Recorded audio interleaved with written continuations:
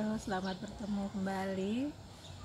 Kesempatan kali ini kita akan membahas bersama-sama buku karya John Waromi yang berjudul Angga di Tupa Menuai Badai, sebuah novel yang bercerita tentang alam tanah Papua.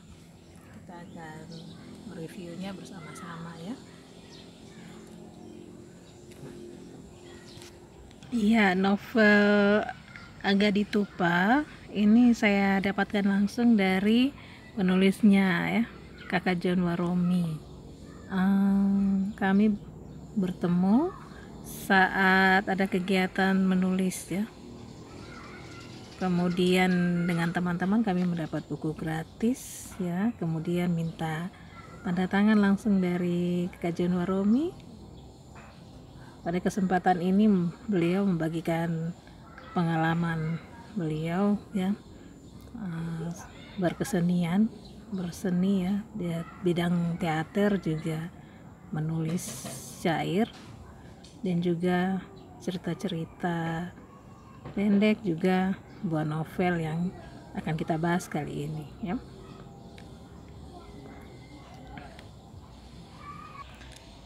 Novel Angga di Tupa ini merupakan karya John Waromi yang diterbitkan tahun 2014, merupakan cetakan edisi bahasa Indonesia dengan penerbit Yayasan Lontar dan Saretakso Edition di Bali ya teman-teman. Ya, novel Angga di Tupa merupakan novel fabel ya, yang bercerita tentang kehidupan laut. Kemudian novel ini menambah jumlah variasi sastra Papua bagi Indonesia dan juga dunia. John Waromi lahir dan besar di Jayapura ya. Kemudian lahir pada tahun 1960. Kemudian ia besar dalam keluarga yang memegang tradisi Amba ya, suku Amba. Kemudian dalam perjalanan karirnya ia pada tahun 1980-an bergabung dengan Bengkel Teater Rendra pada tahun 1980-an. Kemudian buku ini diterbitkan oleh Yayasan Lontar dalam bahasa Inggris ya. Kemudian buku ini mengikuti kegiatan Festival Buku Internasional ya, tahun 2015. Ya, novel ini novel fabel ya. Jadi bercerita tentang kehidupan laut. Ini sebenarnya bercerita tentang kehidupan laut, kemudian kehidupan dasar laut, kemudian kehidupan di pinggir pantai, dan juga kehidupan penduduk yang ada hidup di sekitar pantai dan juga laut. Nah, dan khususnya di sini Kakak John Waromi menceritakan tentang kehidupan sukunya, yaitu suku Ambai Papua. Kemudian ada 4 tokoh yang bersahabat di dalam cerita ini, yaitu Ambevavait, yaitu sejenis ikan amfibi yang dia bisa hidup di laut dan juga di darat. Kemudian ada Bohurai atau ikan porobibi ini ya. Kemudian ada Raukahe, yaitu gurita, dan juga Anggerai, kepiting ya. Di dalam cerita ini ada kepiting jantan dan juga kepiting betina. Kisahnya dimulai dengan prolog yang menceritakan tentang masa lalu, kemudian ada isi cerita, kemudian ada epilog. Epilog di mana ada cerita ini merupakan kisah yang dikisahkan kembali oleh seorang kakek kepada cucunya, menceritakan tentang kearifan lokal, bagaimana kehidupan ini gitu ya, dengan menggunakan ini hewan-hewan ini. Silakan kembali hewan-hewan di dalam laut ya, sekitar pantai. Jadi cerita ini sebenarnya menceritakan bagaimana perjalanan dari ini ya, Ambevavait ini bersama teman-teman. Ada suka dukanya, kemudian bagaimana mereka menghadapi tantangan, kemudian bagaimana mereka saling percaya, bertanggung jawab, kemudian bagaimana ada yang mempunyai sikap tamak ya. Diceritakan banyak hal di sini yang bisa kita ambil. Kemudian Di sini juga diceritakan tentang kearifan lokal ya, tentang kearifan lokal masyarakat. Bisa teman-teman nanti baca di halaman 25 dan 26.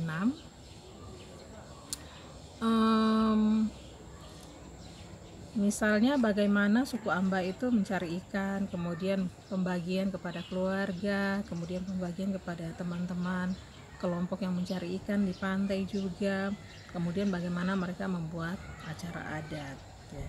Teman-teman bisa lihat nanti di halaman 25 dan 26 bagaimana diceritakan dua perahu bertemu ya, yang satu dari laut, kemudian yang satu dari darat ya. Mereka membawa dari darat membawa hasil bumi, kemudian yang dari pantai membawa hasil laut. Kemudian mereka terjadi barter di situ dan ada komunikasi, dan komunikasinya juga tidak sembarangan ya, ada komunikasi sosial yang memang sudah turun-temurun mereka lakukan.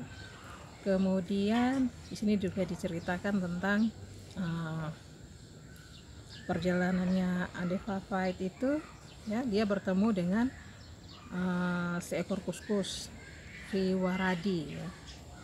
Soa-soa, maaf, dengan soa-soa. Kemudian kulit dari soa-soa itu akan dibuatkan tifa, atau dalam bahasa Ambai disebut dengan Vinay Notu ya. Tifa ini biasanya nanti digunakan pada acara adat Mandohi ya, atau pesta dansa.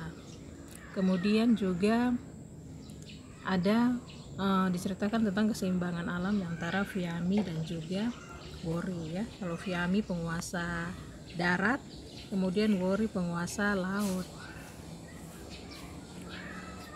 ya. Kemudian pesan-pesan di dalam novel ini itu harus pandai-pandai membawa diri dan bersikap, kemudian tidak serakah ya. Kemudian diceritakan juga bahwa Andevavait ini memiliki kepala yang besar, dan itu disimbolkan dengan pengetahuan ya, pengetahuan yang banyak. Kemudian kalau Boharai atau ikan porobibi itu ya, memiliki perut yang besar. Ini dia digambarkan sebagai seorang yang punya banyak kekayaan lemak gitu ya. Kemudian bisa digambarkan sebagai orang yang serakah gitu. Oke, kemudian antara pengetahuan dan harta atau apa yang pun dimiliki itu harus ada keseimbangan ya, supaya terjadi keseimbangan, kemudian seorang menjadi arif dan juga bijaksana. Bijaksananya untuk sesama dan juga untuk alam. Seperti itu ya. Kemudian tentu setiap karya itu tidak lepas dari kekurangan dan kelebihan ya. Menurut saya buku ini sangat baik dan sangat berharga ya, menceritakan tentang kearifan lokal kita di Papua. Ini kan Papua punya sumber daya alam, kemudian adat budaya yang lisan itu kan belum ditulis, banyak belum ditulis. Jadi kita sebagai penulis, terus teman-teman yang lain juga perlu berusaha untuk belajar dan menuliskan kembali kearifan-kearifan lokal tersebut ke dalam berbagai bentuk sebenarnya, bisa tulisan, video, dan karya lainnya. Dan buku ini menambah khasana sastra di Papua dan juga Indonesia ya. Jadi menurut saya buku ini sangat bagus, memberikan inspirasi untuk kita menulis ya, gitu. Kemudian buku ini sangat baik, berharga bagi dunia pendidikan dan literasi, khususnya di tanah Papua, dan juga Indonesia dan juga dunia ya. Kemudian ada beberapa kesalahan yang saya lihat di sini, yaitu kesalahan pengetikan nama ya, nama banyak yang tidak menggunakan huruf besar, huruf depannya. Kemudian kesalahan pengetikan penempatan kata di ya, untuk menunjukkan tempat. Juga kesalahan ini lebih kepada cetaknya ya. Ini contohnya, ini teman-teman, ini seperti ini kan judul ya, judul per bab dalam cerita tidak dipindahkan ke sini, jadi ada pengulangan berapa kali gitu ya. Kemudian harapannya beberapa kekeliruan editan dapat diperbaiki pada cetakan buku berikut. Demikian yang beberapa hal yang dapat saya sampaikan buat teman-teman ya.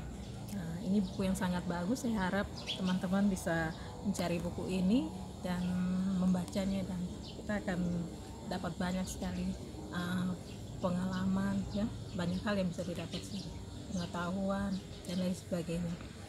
Khusus buat teman-teman yang berasal dari Ambai, banyak kosakata di dalam ini bahasa ya.